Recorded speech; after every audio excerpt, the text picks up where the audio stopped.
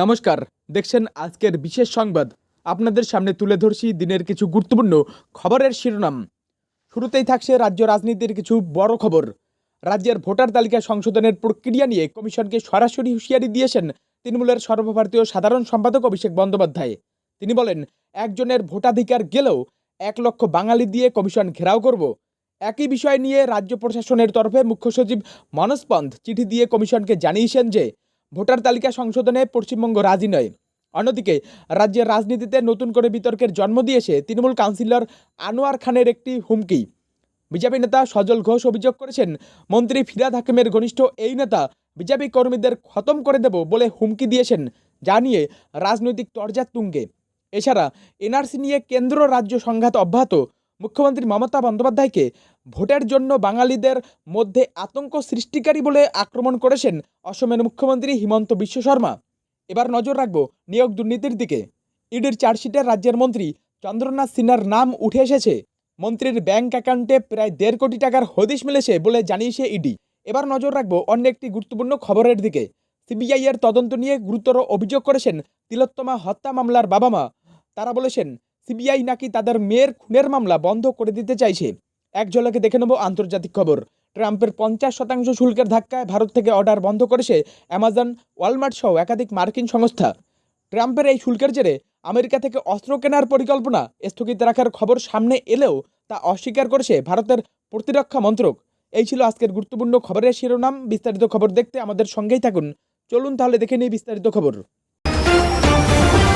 একজনের ভোটাধিকার গেলেও 1 লক্ষ বাঙালি দিয়ে কমিশন ঘেরাও করব, হুঁশিয়ারি অভিষেকের। নমস্কার, এই মুহূর্তে উঠে আসছে রাজ্য রাজনীতিতে নতুন করে তোলপাড় ফেলা একটি বড় খবর। রাজ্যের ভোটার তালিকা সংশোধনের প্রক্রিয়া অর্থাৎ স্পেশাল ইন্টেন্সিভ রিভিশন SIR নিয়ে বিজেপি এবং নির্বাচন কমিশনের বিরুদ্ধে তীব্র আক্রমণ শানিয়েছেন তৃণমূলের সর্বভারতীয় সাধারণ সম্পাদক অভিষেক বন্দ্যোপাধ্যায়। অভিষেক প্রশ্ন তোলেন যে প্রক্রিয়া শেষ হতে সাধারণত 2 বছর সময় লাগে, তা কেন 1 মাসে সম্পন্ন করার চেষ্টা করা হচ্ছে। তিনি অভিযোগ করেন যে বিজেপি বারবার নির্বাচনে হেরে যাওয়ার পর এবার ভোটার তালিকা কারচুপির মাধ্যমে মানুষকে ভোটাধিকার থেকে বঞ্চিত করতে চাইছে। সাংবাদিক বৈঠকে অভিষেক বন্দ্যোপাধ্যায় এক কড়া হুঁশিয়ারি দেন। তিনি বলেন, যদি এই প্রক্রিয়ায় একজন প্রকৃত বাঙালির ভোটাধিকারও চলে যায়, তাহলে আমি 1 লক্ষ বাঙালি নিয়ে নির্বাচন কমিশন ঘেরাও করব। একই সঙ্গে তিনি বলেন, যদি ভোটার তালিকা ত্রুটিপূর্ণ হয়, তাহলে সেই তালিকা অনুযায়ী নির্বাচিত বর্তমান কেন্দ্রীয় সরকারও অবৈধ।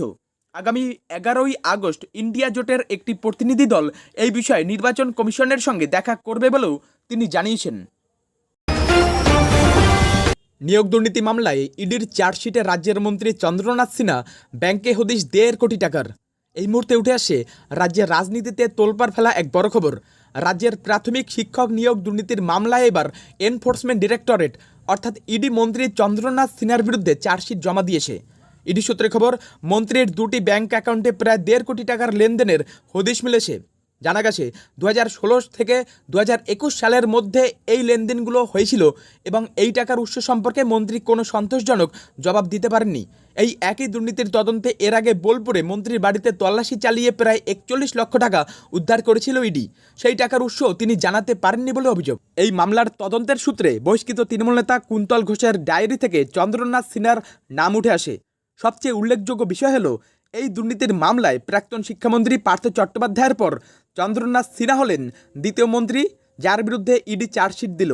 এই ঘটনার পর পশ্চিমবঙ্গের রাজ্যপাল সিবি আনন্দ বসু মন্ত্রীর বিরুদ্ধে মামলা চালানোর জন্য অনুমতি দিয়েছেন।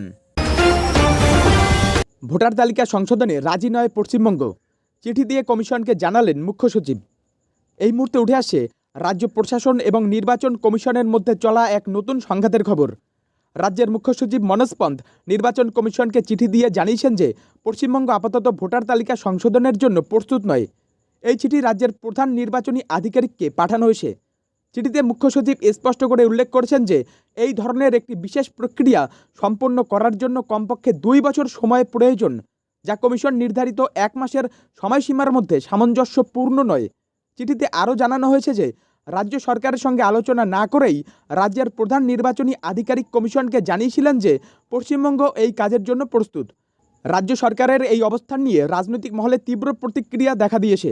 বিজেপি এই পদক্ষেপকে বেআইনি ভোটারদের আড়াল করার চেষ্টা বলে অভিযোগ করেছে। অন্যদিকে তৃণমূল কংগ্রেস এই প্রক্রিয়াকে একটি প্রহসন বলে আখ্যা দিয়েছে।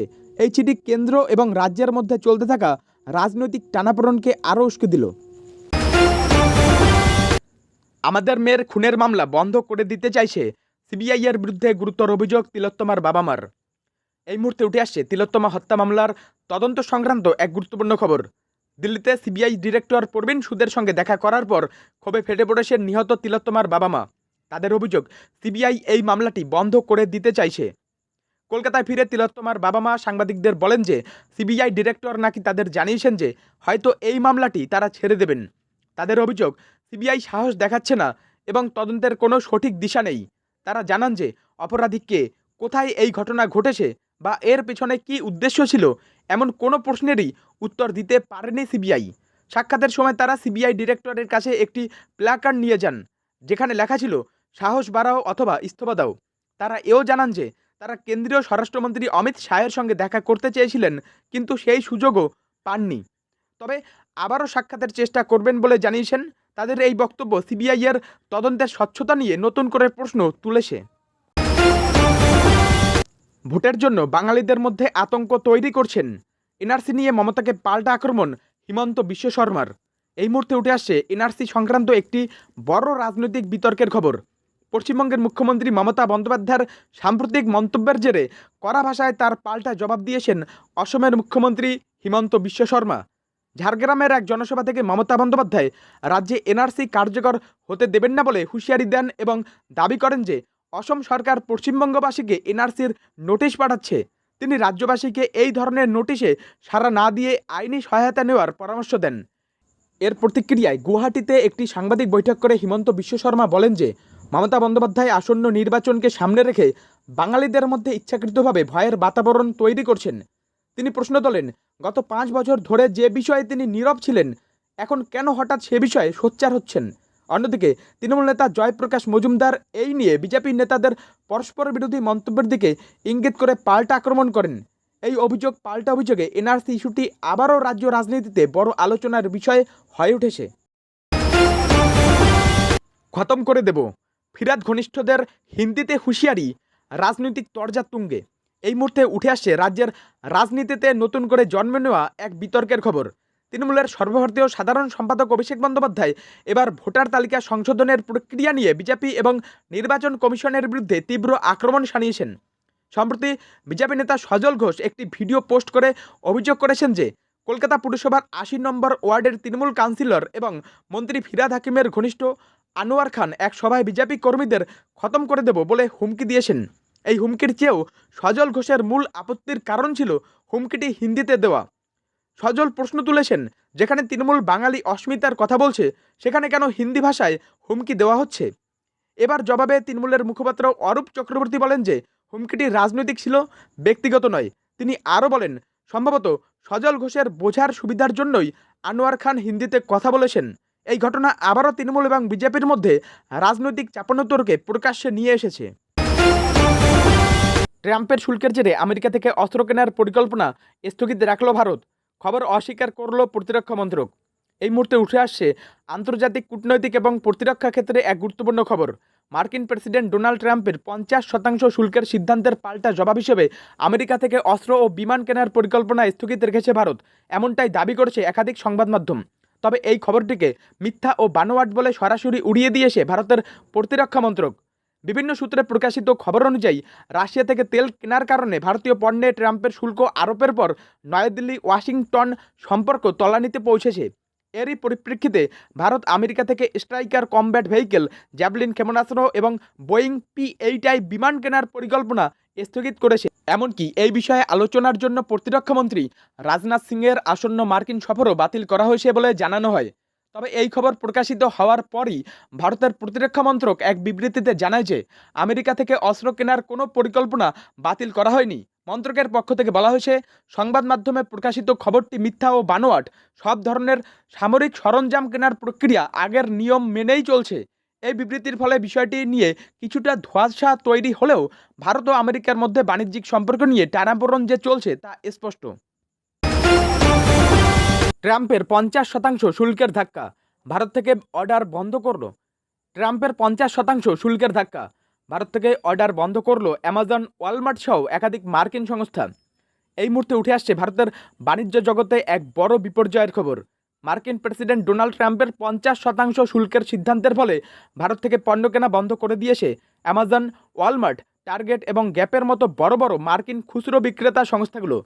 জানা গেছে রাশিয়া থেকে তেল কেনা অব্যাহত রাখায় ভারত থেকে আমদানি করা পণ্যের উপর ট্রাম্প প্রশাসন 25% অতিরিক্ত শুল্ক চাপিয়েছে, যার ফলে মোট শুল্কের পরিমাণ দাঁড়িয়েছে 50%। এর জেরে ভারতীয় পণ্য মার্কিন বাজারে 35% পর্যন্ত ব্যয়বহুল হয়ে উঠেছে।